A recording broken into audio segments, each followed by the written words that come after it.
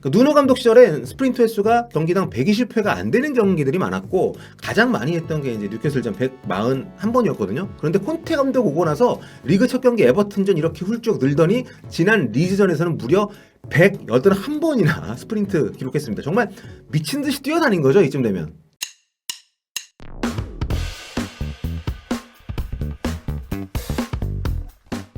안녕하세요. 구독자 15만을 향해 달려가고 있는 서영욱의 볼리TV 서영욱입니다. 언제나처럼 구독과 알림 설정 부탁드릴게요. 무리뉴 감독 경질, 메이슨 대행 체제, 그리고 이어진 여름 이적 시장에서 우선순위로 삼았던 감독들 영입에 줄줄이 실패한 뒤늦게 누누 감독을 영입했던 토트넘이죠. 하지만 누누 체제의 토트넘은 처참했습니다. 맨시티 이적이 물 건너갔는데 멘붕에 빠졌던 해리 케인의 상태도 문제였지만 팀 조직력 자체가 와해가 됐고 공격력은 손흥민 외에는 절망적이었죠. 게다가 라커룸 장악까지 실패했다는 얘기가 나오면서 굉장히 어수선했던 토트넘입니다.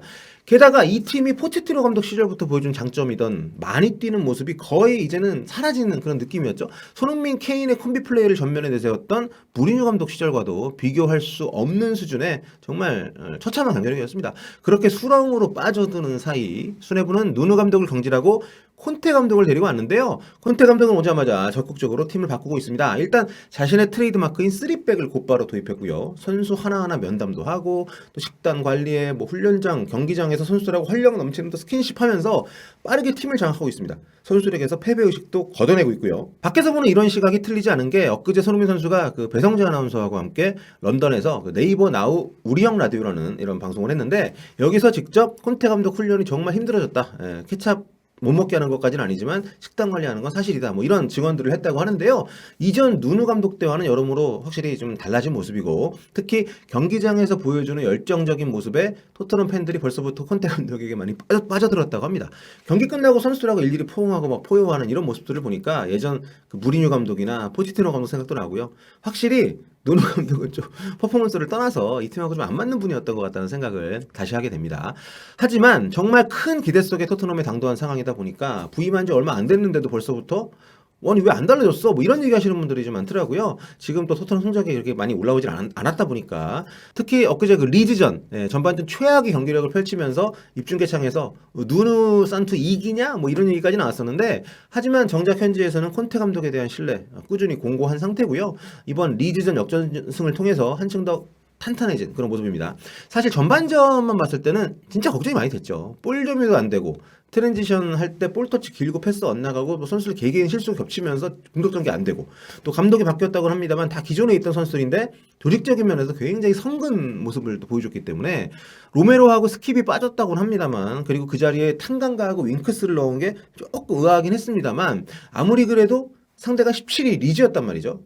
게다가 홈경기였고요. 게다가 리즈는 주력 선수들이 훨씬 더 많이 빠진 상태였고 자 이런 흐름 속에서 하프타임이 왔는데 저의 추측과 달리 콘테 감독은 선수 교체를 하지 않았습니다. 그리고 후반 들어서 선수들의 어떤 위치를 좀 조정을 하고 또 때마침 상대가 전반전 강한 압박 후유증 때문인지 뛰는 양이 줄어들고 이러면서 토트넘이 자연스럽게 주도권을 갖고 오게 되는데요. 콘테 감독이 하프타임에 정확히 무슨 조치를 취했을지 모르겠습니다만 아무튼 히트맵 보시면 전반전과 후반전의 변화를 확실하게 볼 수가 있습니다.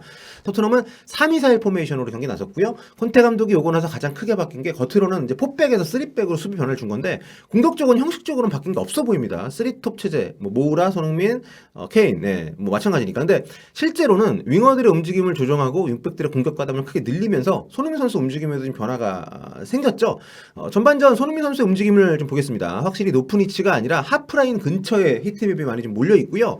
또 터치라인 쪽보다는 하프 스페이스, 이쪽 공간 굉장히 짙게 색깔이 올라와 있습니다. 그리고 무엇보다 상대 박스 안쪽에 거의 진입을 안 하고 있어요. 전반에 경기 내용이 밀려서 그런 것도 있습니다만 확실히 콘테 감독 체제에서 손흥민 선수는 공격 진영보다 미들 진영에서 좀 더 많이 위치를 하는 모습 그리고 사이드보다 중앙 이렇게 위치하는 모습 볼 수 있습니다. 모우라 같은 경우는 더 심합니다. 이건 거의 오른쪽 윙백 히트맵 같아요.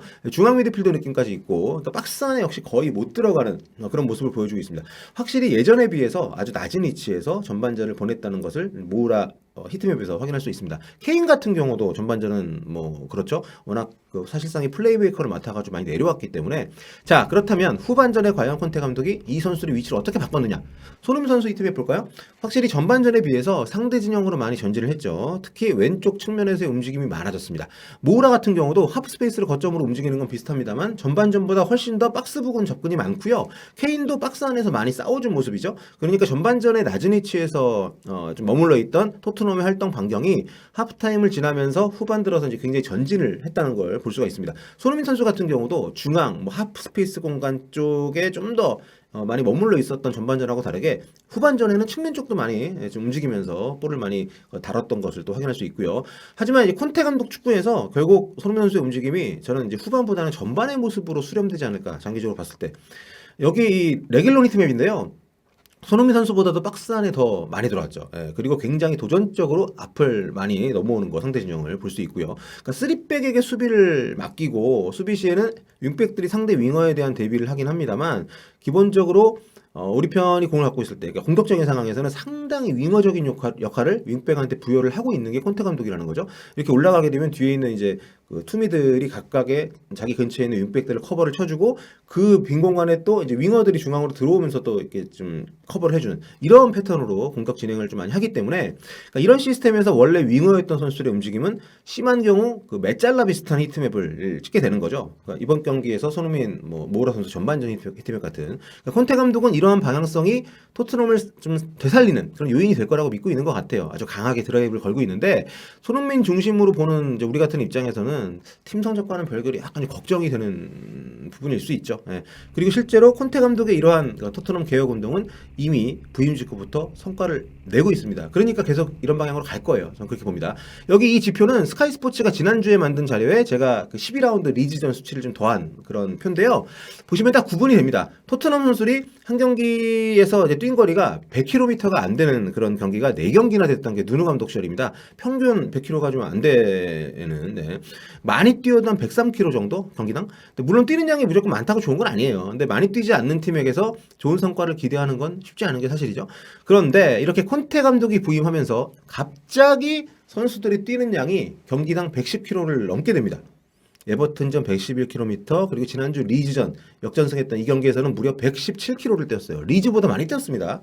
참고로 누누 감독 시절의 토트넘 리그에서 가장 안 뛰는 팀이었습니다. 뛰는 양, 슈팅 수, 키패스 모두 꼴찌였던 이런 시절도 있었죠. 근데 콘테 감독 오고 나서는 뛰는 양이 정말 엄청 늘어난 거잖아요. 그렇죠? 경기당 선수 하나당 이렇게 되면 평균 한 1km씩 더 뛴 거니까 정말 많이 뛰는 팀으로 바뀐 거죠. 포체티노 감독 시절 리그에서 가장 많이 뛰는 팀이 토트넘이었는데 이제 그런 색깔을 되찾아가려는 어떤 과정에 있다 이렇게 볼 수가 있습니다. 자 이번에 콘테 감독 부임 후 또 다른 중요 스탯입니다. 토트넘 선수들의 스프린트 기록인데요. 역시 크게 증가한 걸 확인할 수 있습니다.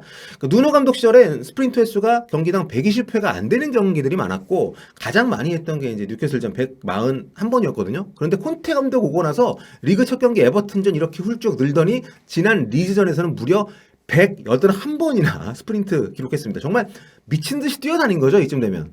뛴거리만 늘어난 게 아니라 전력 질주 횟수까지 늘어나면서 진짜 체력 훈련을 빡시게 안 할 수 없는 축구를 하고 있는 겁니다. 이렇게 기본적으로 선수들이 할 수 있는 최대치를 끌어내려는 게 경기장 안팎에서 콘테 감독이 하고 있는 축구고요.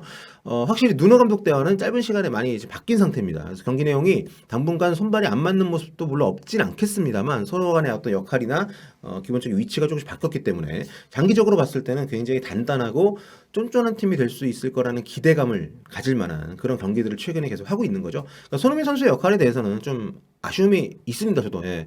근데 뭐 팀 위에 선수가 있을 수 없다는 게 축구의 오랜 진리라는 걸 감안하면 그래도 아쉽긴 하네요. 예. 무리뉴 감독 때가 참 좋았는데. 자, 아무튼 이번 주 토트넘 주중에 유로파 컨퍼런스 무라 원정이 있고요. 주말에는 일요일 밤 11시에 번리 원정이 있습니다. 이번 주 토요일 밤 12시 루크부처와 함께하는 노리치 대 울버햄튼 경기까지 이 두 경기 이번 주 이제 입중계 하니까요. 많이 놀러 오시고요. 네. 지금까지 저는 서영욱이었습니다. 여러분 다음 시간에 뵐게요. 볼빵.